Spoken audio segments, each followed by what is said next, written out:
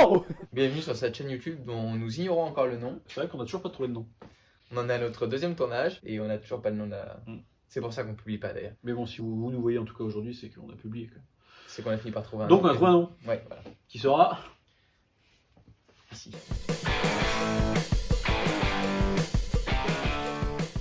Qu'est-ce qu'on fait aujourd'hui, Timothée? On parle des voitures classe et des voitures pas classe du tout. 6 voitures chacun du coup. On a 6 voitures chacun. On a Ouais, 12 au exactement. total. 6 plus 6, c'est égal 12. Le compte est bon. Bon, alors on a fait cette vidéo. Bah ouais. Le bien de la classe. Attends, bah. C'est parti. Ouais. Le bien de la Ouais, classe. ouais. Allez. Timothée. Est-ce que t'aurais pas oublié ton petit. Ouais. Allez, tchoum. Je pose ma liste, sinon ça va finir par terre, c'est sûr. Première voiture dont je voudrais te parler, l'Opel Astra. 2021. Celle qu'ils ont présentée cette année, qui va sortir l'année prochaine. Ouais, donc c'est évidemment pouce rouge. Évidemment, pouce bleu, ça me paraît évident. C'est la première belle Opel depuis des années. Ah bah justement. On dirait pas une américaine là comme ça déjà? Oui et non, en fait, je sais ce que tu veux dire, c'est l'avant et tout qui te fait penser Ça fait à Camaro. une... Voilà, une Camaro. Et est-ce que c'est pas stylé quand même une Camaro? Ça a de la gueule, non? Ouais. Il y a quoi comme autorisation dans une Camaro? Alors, exactement la même que dans cette voiture. x2, 3. D'accord. Mais du coup, elle a de la gueule, quoi, elle est stylée. Ouais. C'est la première Opel qui a du style depuis des années. Voilà. Pour moi, en fait, elle me fait penser un peu aux Opel Manta des années 70 et tout. Ok. L'avantage, c'est que en dessous, c'est une 308. Ça c'est bien par contre. Donc, ça veut dire que ça c'est c'est un avantage. c'est stylé, Ouais. c'est moins cher que la 308 et surtout, c'est fiable. C'est le nouveau, c'est un renouveau de la part d'Opel quoi. Pour moi, Nouveau souffle. c'est fait. Ok. Bon, premier désaccord, hein. C'est bien. Bon, Timothée et moi sommes d'accord. Aurélien, non, mais ça n'a aucune importance. parce que j'ai pas le choix. C'est ça. Ça s'appelle la dictature. Voilà. Deuxième voiture. Deuxième voiture, exactement. C'est Donc, parti. Le mur de la honte, deuxième voiture. Ouais, alors si on fait ça à chaque fois, c'est vrai que Ça va être un sur peu 12 long. voitures, ça peut être Un peu long. Voilà. L'Astra, c'est fait. C'est fait à la façon de Timothée, mais c'est fait. On s'est mis d'accord. Exactement. Moi, je te propose la Clio RS. Donc Ah ça, ouais. c'est le proto, mais la Clio 3 RS. Mais clairement fait, ouais, on est d'accord. On en a déjà parlé dans une vidéo précédente. Châssis exceptionnel, moteur atmosphérique, Voilà. boîte mécanique. On a on dirait le trio, le duo gagnant du moins. On a tout ce qu'il faut. Un look sympa. Un look incroyable, pas trop Il n'y cher. a pas trop de fausse note en fait sur les Clio RS. C'est quand même une valeur sûre hein, quand tu regardes. C'est une valeur très sûre, c'est vrai. Il y a Clio 3 RS, Pas de débat. pas de débat. Premier accord, monsieur.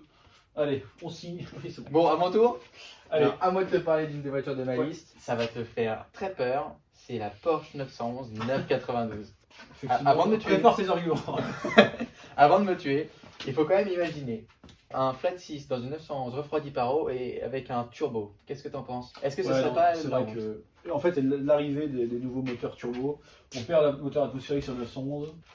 Je suis obligé de te le concéder malheureusement. J'adore les 911, mais voilà, là ça marque le pas vers une transition énergétique, écologique, tout ce que vous voulez. C'est ça. On ne veut pas de cette transition. Ici, on n'aime pas les ours blancs. C'est faux. Si, On les aime bien. On les accueille. Allez, petit ours brun. Petit ours brun, pas gros ours blanc. Ouais.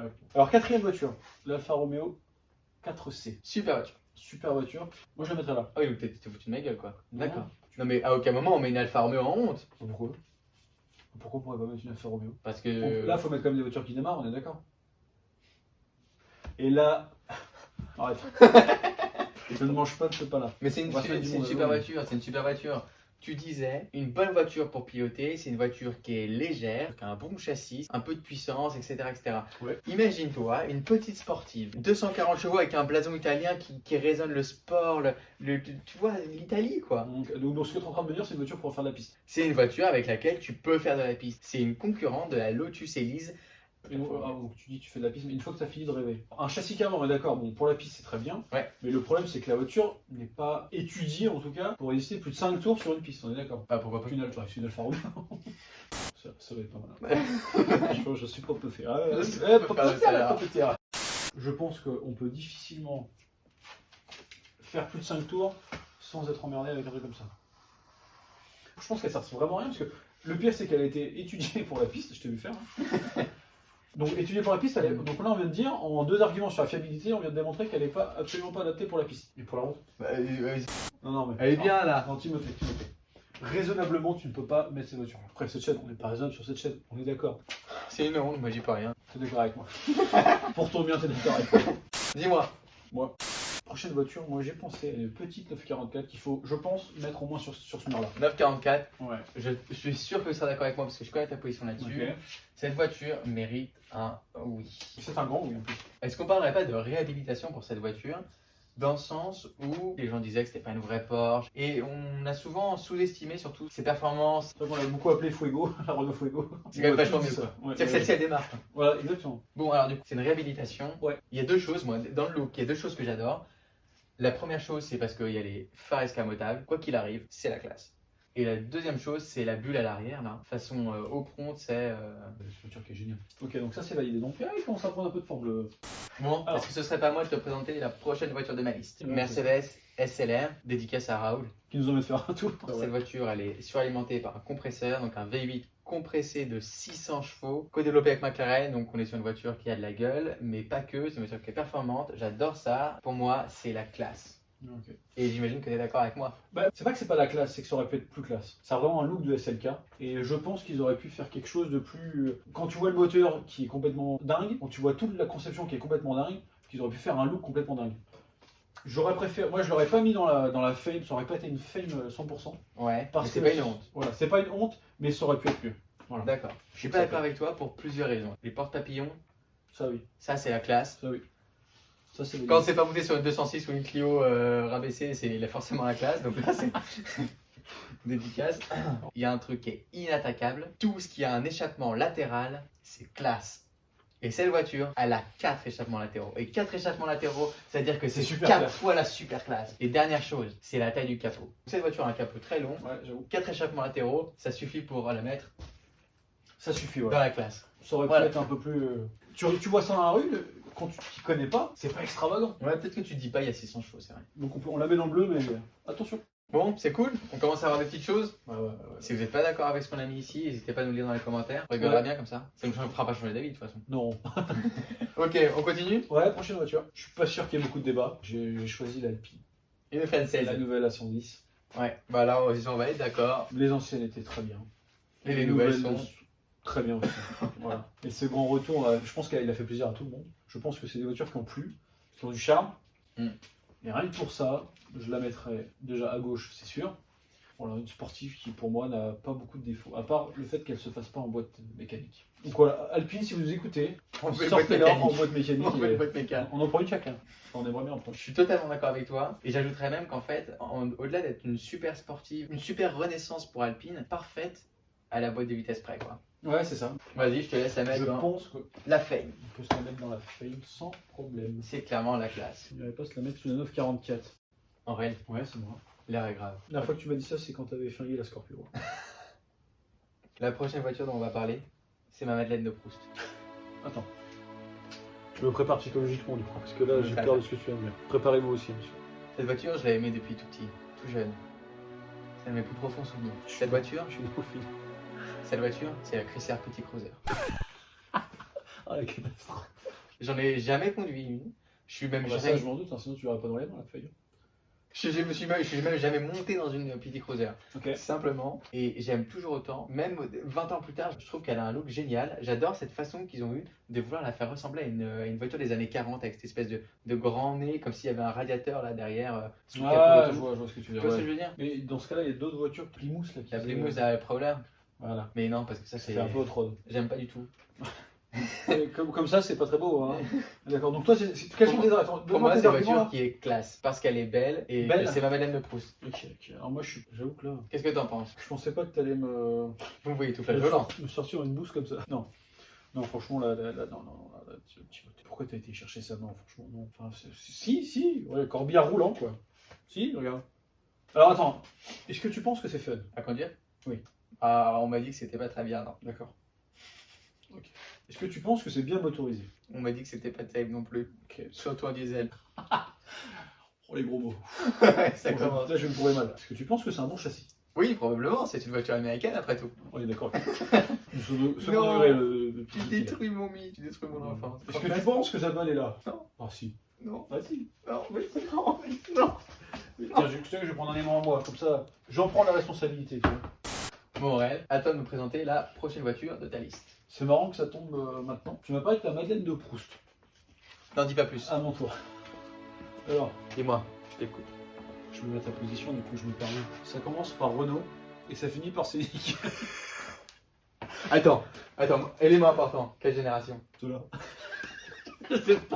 Vas-y, dis-moi. C'est le 2. C'est le 2. Par là, comme la dernière fois. C'est celui-là. Tu me permets? Cette voiture, elle veut dire j'ai des enfants, j'ai 3 enfants qui pleurent et qui vomissent à l'arrière de la voiture. J'ai besoin d'un grand coffre pour mettre la poussette. Donc c'est clairement la classe. Il n'y a pas d'autre mot pour qualifier cette voiture que la classe. Tu aimes ta famille parce que tu veux mettre tout le monde dans la voiture, d'accord? Et surtout, non, tu sais, l'argument qui va la mettre là, Oui, dis-moi. admettons, tu pars chez des amis le dimanche, c'est un peu un repas de famille, mais avec des amis. Donc c'est pas un repas de famille. A few moments later. C'est pas ça le problème, c'est très long, comme le Scénic. Je vous rassure, on va arriver à la fin de l'anecdote. Hein. Faire le repas de famille, et quand tu reviens, ne ronfle pas tout de suite. 3 heures de route, je me fais un petit arrêt au fast-food avec les enfants. Et là, magie, qu'est-ce qu'il y a à l'arrière sur les sièges? Les tablettes. Les C'est tablettes. vrai. C'est Les vrai, il y avait les tablettes. tablettes. Voilà. Non, je fais le concept. Mais beaucoup de personnes de notre génération vont se reconnaître là-dedans, je pense. C'est possible. Un Renault Scénic ou un Espace, hein, c'est pareil, hein, je les mets dans le même panier. Petite anecdote, vous prenez le grand Scénic, vous mettez les 2 passagers dans le coffre, rond-point, quart de volant. Je dis ça, je dis rien. Alors ça, non mais ne faites pas ça chez vous et encore moins avec vos enfants à l'arrière. Est-ce que ça veut dire qu'on serait d'accord sur notre voiture? Ouais, et puis l'arrivée d'un monospace quand même dans la fame, fallait le faire. C'est vrai que ça, on ne fait pas ça partout. Qu'est-ce Alors, que tu me proposes maintenant, toi? La prochaine, la suivante, c'est à la fois une européenne, Ok. valeur sûre, et à la fois une américaine. Le mariage peut être un peu étrange, mais je pense que tu as déjà compris de quoi je parle. Dangereux, ouais. Encore un Alors. corbillard. Encore bien alors. T'étais effectivement encore une Chrysler. Ok. Fan de Chrysler, je savais pas. Moi non plus. Je suis pas spécialement fan.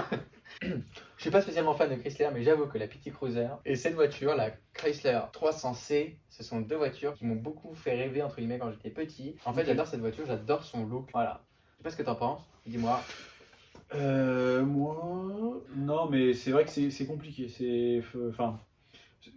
Pour être totalement transparent, moi justement, c'est le look qui fait que j'aime pas du tout. Parce que t'as pas de goût.